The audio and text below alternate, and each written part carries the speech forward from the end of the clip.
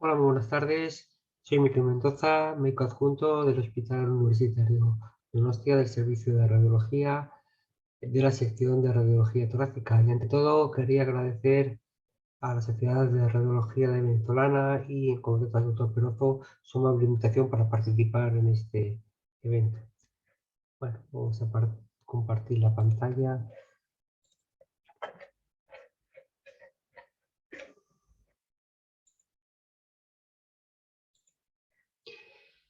Bueno, vamos a hablar sobre la neumopatía intersticial secundaria de infección por COVID. Los hallazgos al atacar. Empezamos nuestro viaje en 1900 de la ortochida.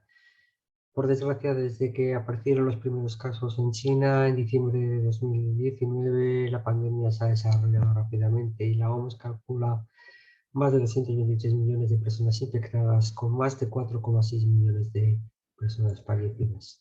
En nuestro medio, la pandemia ha seguido esta curva de 5 picos. Actualmente estamos saliendo del último pico, que ha salido de alta incidencia, es el de mayor incidencia, pero hemos tenido menor hospitalizaciones, ingresos en UBI, porque ha afectado a personas más jóvenes que no estaban vacunadas.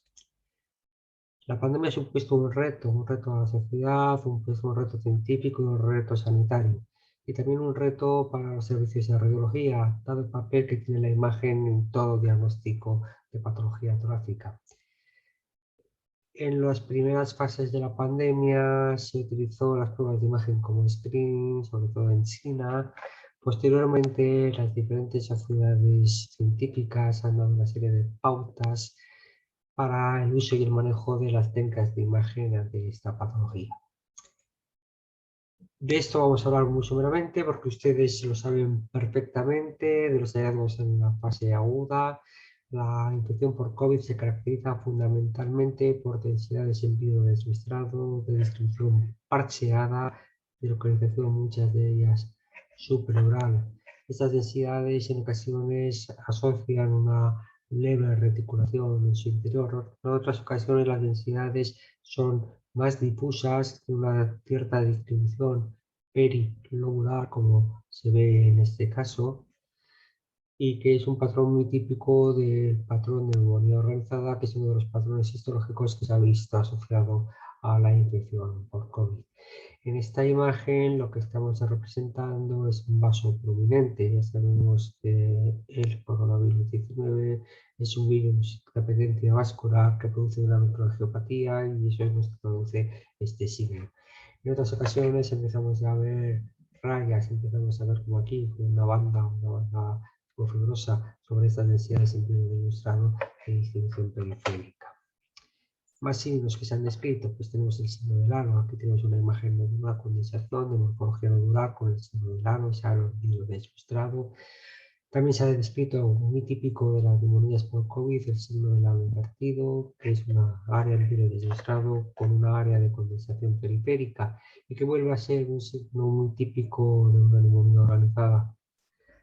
En ocasiones tenemos estas áreas en vidrio deslustrado con esta reticulación superpuesta y nos da el típico patrón de empedrado. Aquí volvemos a tener una especie como de signo de aro con una especie de condensación periférica, una zona menos densa en su interior. Estas densidades en vidrio deslustrado pueden confluir, hacerse grandes y hacerse condensaciones más difusas. Y finalmente, en los estadios más graves, los que nos puede dar es un pulmón de distrés, un pulmón blanco. Aquí vemos áreas en vidrio deslustrado muy difusas, con áreas de condensación, con bronquitas de tracción, con una distorsión de la arquitectura pulmonar y nos está traduciendo un pulmón blanco. Además, en este caso, asocia un pequeño neumotórax probablemente secundario a un barotrauma.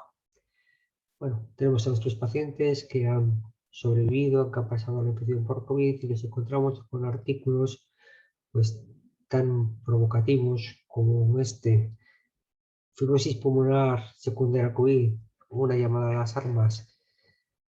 ¿Tiene alguna base este alarmismo? Bueno, pues vamos a basarnos en lo que sabemos ya. Las experiencias previas de otros coronavirus, como la infección por SARS, la infección que se dio en 2003 en Asia, una infección grave que la gente moría. Y claro, tenemos este estudio que a los 15 años los pacientes presentaban una neumopatía intersticial fibrosante. Tenemos otra infección por otro coronavirus que se dio más tardía, que es la infección por MERS, que se da en Oriente Medio, en Arabia Saudí, que es una infección que afectó a mucha menos gente, pero con una alta tasa de mortalidad. Esta infección está mucho menos estudiada en SARS, pero tenemos este artículo que hablan, el artículo indio, que habla que un tercio de los pacientes presentan placa patológica a los 43 días de media, con un largo hasta 320 días. Con lo cual quiere decir que estas infecciones por coronavirus producen neumopatías intersticiales pluriposantes. ¿Qué es lo que tenemos en la actualidad? Pues tenemos los estudios evolutivos iniciales. Estos son unos cuantos. Les he traído dos estudios de ellos. Son estudios iniciales de poco tiempo. Entonces tenemos este primer estudio de Chen Yu, que es un estudio retrospectivo sobre 51 pacientes en los que se le hace un TAC basal previo al alta a las 2 de las 4 semanas. ¿Y qué es lo que ven los autores? Los autores ven una mejoría franca de los hallazgos. Un 25% presenta la reducción completa del primer TAC y un 65% casi en el segundo control. Y que la mayoría de las alteraciones radiológicas que aparecen en este estudio van a ir mejorando progresivamente. Tenemos las imágenes del estudio, en el estudio inicial a la altura del bronquio del lobo superior derecho, a la altura de las venas pulmonares, vemos las imágenes típicas por COVID con las áreas en vidrio deslustrado. Esas áreas en vidrio deslustrado que denso, que prácticamente se hacen mucho más tenues y se empiezan a asociar reticulación. Partiendo de estas densidades curvilíneas, localización pleural paralelas a la superficie pleural, y que nos podían sugerir que se está organizando, es en la fase organizativa de la neumonía por COVID.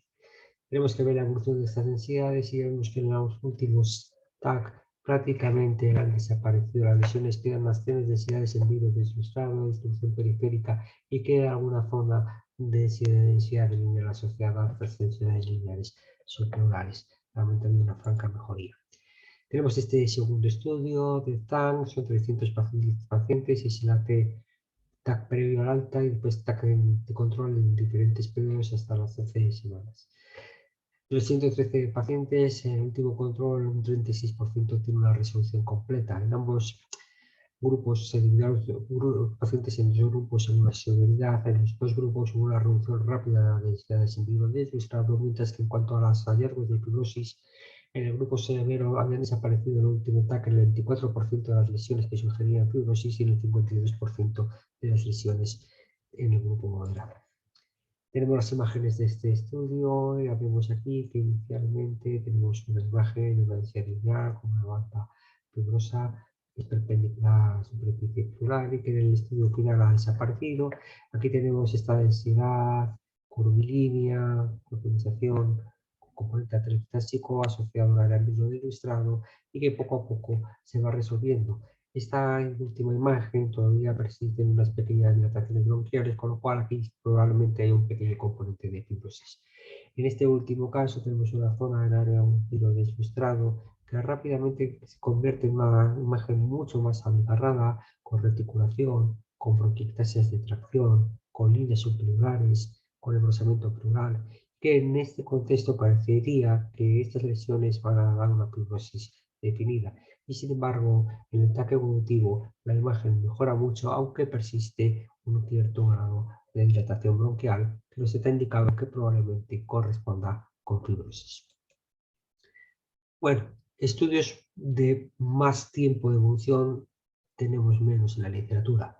Tenemos este estudio prospectivo de Xiao Yuhan de 6 meses de paciente con COVID severa. Sobre 114 pacientes se hace un TAC inicial a 17 días de media y un TAC de control a los 175 días de media, y se ve que el 35% de los pacientes presentan lesiones fibróticas y que en el resto no se observan lesiones fibróticas en el TAC de control, observándose una resolución completa casi en el 38% de los pacientes.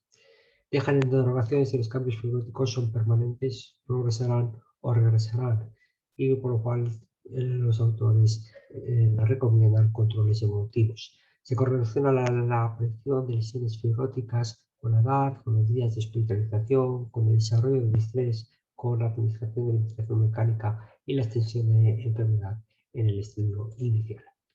Tenemos este segundo estudio de Caruso, que es un estudio mucho más el que peores resultados da, un estudio prospectivo sobre 118 pacientes con COVID moderada y severa, con un tag de control a los 6 meses que hasta el 73% presentan signos de fibrosis. Relacionan también la fibrosis con la edad, con la ventilación mecánica y con la extensión de la enfermedad. También hacen un análisis cuantitativo de la extensión del pulmón aireado y es inversamente proporcional. Cuanto más pulmón aireado había en el estudio inicial, menos fibrosis. De este aspecto nosotros no tenemos experiencia porque en nuestro servicio no tenemos esta dotación. Lo que pasa es que haciendo la revisión para la charla, pues me encontré con el artículo de la revista Artículo y me pareció interesante. Hemos hablado de que el COVID tiene una apetencia por producir alteración en la microvascularización, entonces al final nos va a producir retornos de perfusión pulmonar. Entonces ahora hasta un 58% de los pacientes estudiados aparecían defectos de perfusión y que en 4 pacientes el aspecto del pulmón era normal, lo cual detectaban anomalías microvasculares. Este es uno de esos 4 pacientes en los cuales en el segmento 6 del lóbulo inferior izquierdo no vemos absolutamente nada, el escáner parece normal. Quizás alguien podría decir que aquí habría una disminución de los valores de aturación, pero sería muy dudoso. Y al hacer el estudio con energía dual, lo que nos detectan es la hipoperfusión de esta área del segmento 6 del lóbulo inferior izquierdo, cuando nos están detectando que hay una alteración de la vascularización de la perfusión pulmonar. Bueno, pues ya tenemos a nuestros pacientes, tenemos lo que nos ha dicho la literatura y lo que parece que es que existe una neumopatía intersticial, lo que no sabemos si va a persistir en el tiempo o no. Nosotros nos planteamos qué hacemos nosotros, a quiénes les hacemos el seguimiento, cómo lo vamos a hacer, con qué frecuencia vamos a hacer los estudios.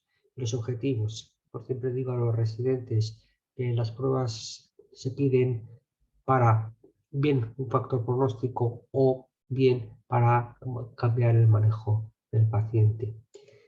Bueno, nos juntamos con el servicio de neurología de nuestro hospital y hemos preparado este protocolo que fundamentalmente se basa en pruebas de imagen y en pruebas funcionales.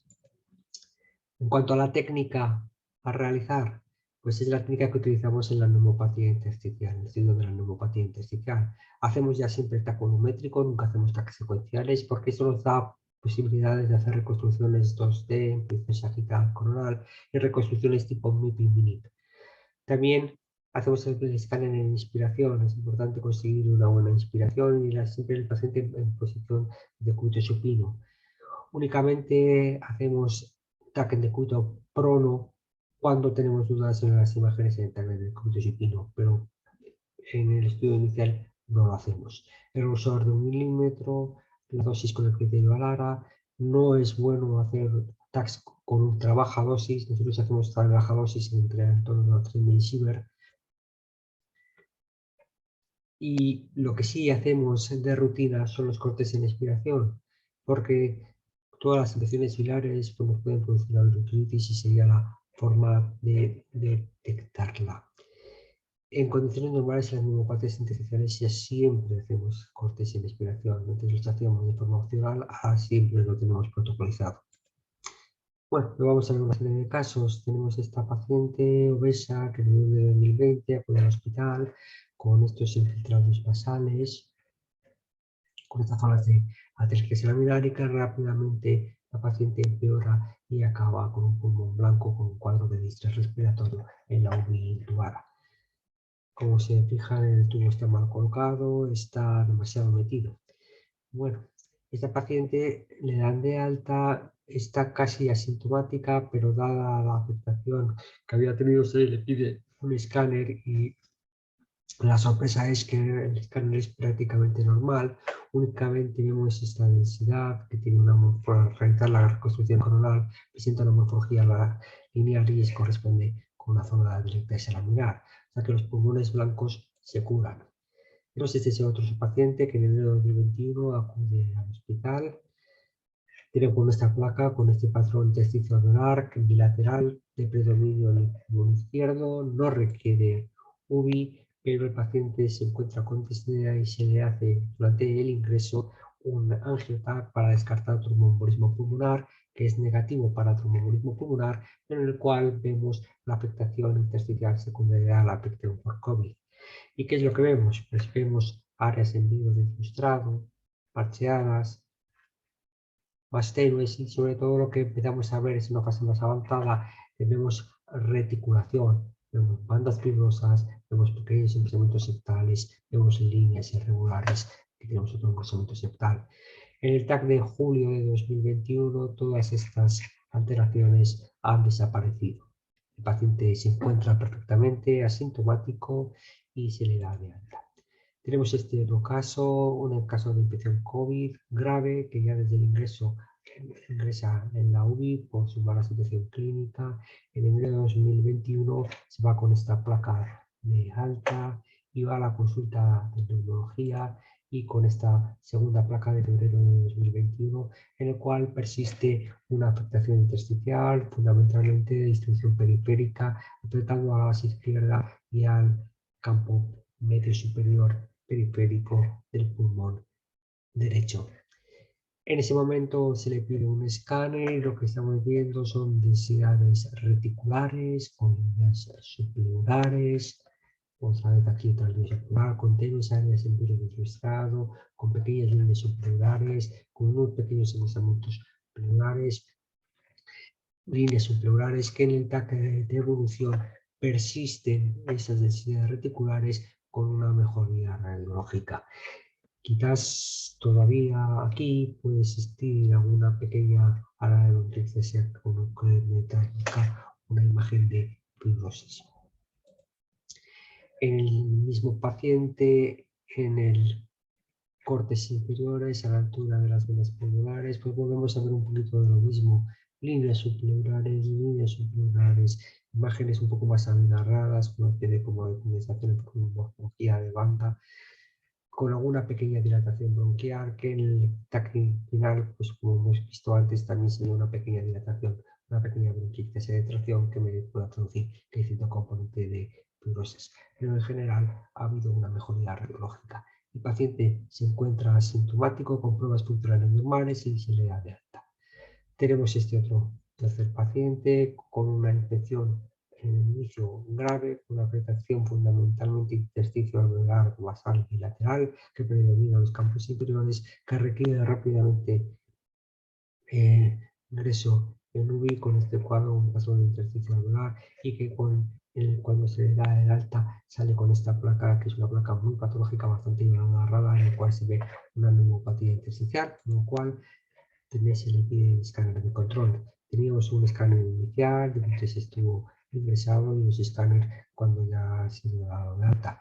Los escáneres iniciales son muy agarrados con estas densidades reticulares, con estas condensaciones parenquimatosas, las condensaciones parenquimatosas que nos producen una distorsión de la arquitectura pulmonar con bronquiectasias de tracción. Esto parecería que aquí se iba a desarrollar una fibrosis casi seguro en esa zona, y sin embargo en el control evolutivo vemos que prácticamente hay una resolución de todas estas densidades lineares.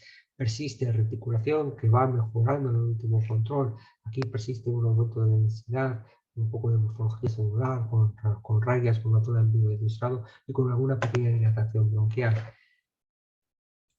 En los cortes inferiores, a la altura del segmento 6 del segmento de las venas pulmonares y a las bases pulmonares, volvía a ser un poquito más de lo mismo, un estudio inicial muy agarrado con estas áreas extensas, en virus ilustrado con áreas de condensación, con bronquiectasias de tracción, que poco a poco se va resolviendo, nos van dejando una mínima reticulación. Quizás en esta zona de aquí persista una pequeña área de panelización que traduce un cierto grado de fibrosis. A pesar de ser un TAC patológico, en junio de 2021 tiene unas pruebas funcionales completamente normales, está sintomática y se le da de alta.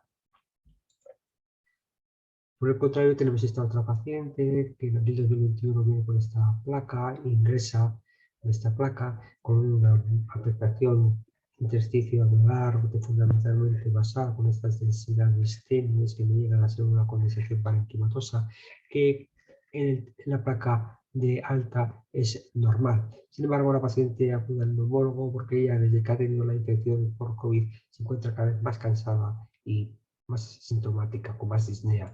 Entonces el neumólogo le pide un escáner y al realizar el escáner, el TAC en inspiración es prácticamente normal, no se ve absolutamente nada, pero al realizar la expiración vemos áreas geográficas de disminución de los valores de atenuación que traducen áreas de atrapamiento aéreo. Esto nos está traduciendo un patrón de perfusión de mosaico secundario a enfermedad de pequeña vía aérea. Nos fijamos cómo está hecho el TAC de inspiración, es un TAC de inspiración bien hecho, a veces es difícil hacerlos, porque la pared posterior de la tráquea está bombada, como la de los bronquios, como las dos fisuras están más abombadas. Es lo que hay que conseguir los taques de inspiración, que a veces son muy difíciles de conseguir. Bueno, pues tenemos nuestros pacientes y ahora qué hacemos con ellos. El escáner tiene implicación pronóstica junto con las pruebas funcionales y ya desde el 2020 se postula la posibilidad de utilizar la terapia antifibrótica. En España el uso de antifibróticos únicamente está admitido para el tratamiento de la fibrosis pulmonar idiopática. Actualmente hay un ensayo de uso de terapia antifibrótica para pacientes COVID y lo veremos si en un futuro se aprueba o no se aprueba. En conclusiones, lo que les quiero transmitir es que muchas de las lesiones articulares que vemos en los estadios iniciales de los pacientes por COVID, lo que pueden traducir es una inflamación del intersticio y no una verdadera fibrosis, con lo cual tenemos que ser muy cautos a la hora de emplear la palabra fibrosis. Siempre utilizar la terminología recomendada por la guía Kleiner y hablemos de fibrosis cuando veamos signos de fibrosis graves, cuando haya una distorsión de la arquitectura pulmonar con componente de pérdida de volumen, como bronquiectasias de tracción y paralización. Siempre vamos a tener que hacer falta estudios evolutivos para confirmar la existencia de fibrosis. Y dejamos en el aire la posibilidad de uso de terapia antifibrótica. Bueno, sin más me despido de ustedes desde la Bahía de la Concha, de San Sebastián, con la escultura luminosa que nos han puesto la ciudad de Ibarresti, los llamados abrazos, que a ver si pronto esto se cumple en la realidad. Eskerrik asko, Gracias.